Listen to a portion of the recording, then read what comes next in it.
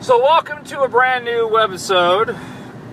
I wouldn't be filming in my car or vlog. I was going to change the name of these, wasn't I? That was my intention. And I had no intention of doing them in the car anymore either. But unfortunately I've been on vacation and, well, I haven't been thinking about work very much. And I was inspired on my way home, which is why you're getting the in-car video blog with the farmer's tan and the tank top. Isn't that lovely? You get the extra special treatment today. Sorry, my camera angle's off here. But I was driving home and I got off the phone just a second ago. The roofer's coming by, and neither here nor there. But as typical, my mind was racing with a bunch of different thoughts. I just got done working out over at Evolution, which is why I'm wearing this. I don't normally do my show in tank tops. You know, we ended the show today, and James T, before we went to break, was saying how he was gonna jump off of a conversation that Steven Cruiser and I had this morning in regards to Obama's tactic of divide and conquer, bringing up the Bush tax cuts again, and the welfare, and the class warfare, and all that rot. And James and I touched upon it just briefly off air, and I was just thinking about it on the drive home. But, you know, it really has been, and this is the scary part, is that it really has been maniacal what the Obama administration and what Obama has done here. Because they really have, and there's two ways to look at this, but they really have created a scenario where people have been so downtrodden for so long now, they've gotten used to it.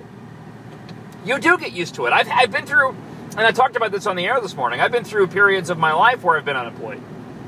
And you eventually adapt. I mean, hopefully you should be looking for work, and I was looking for work, but you adapt. And you become used to a particular lifestyle. And after a while, you become jaded to where arguments like, you know, the 99.1% or we need to tax the wealthy to pay their fair share and all this rot actually work, while at the same time, you're willing to risk not getting out of your plight.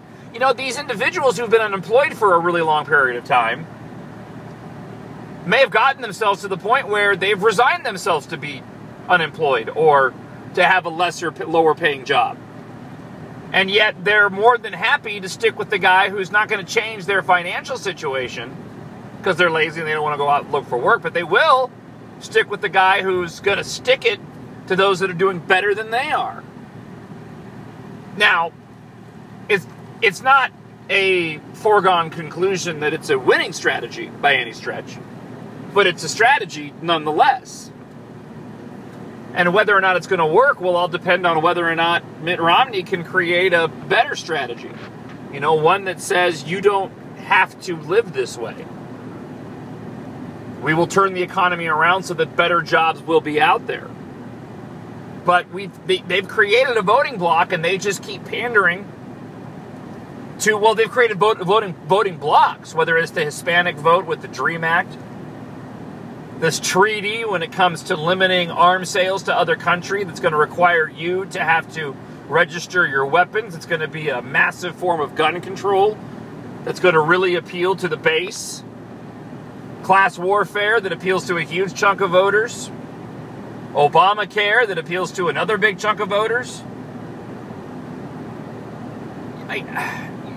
It's hard because you don't know whether or not this was all planned from the get-go or whether or not this is the only strategy that they have.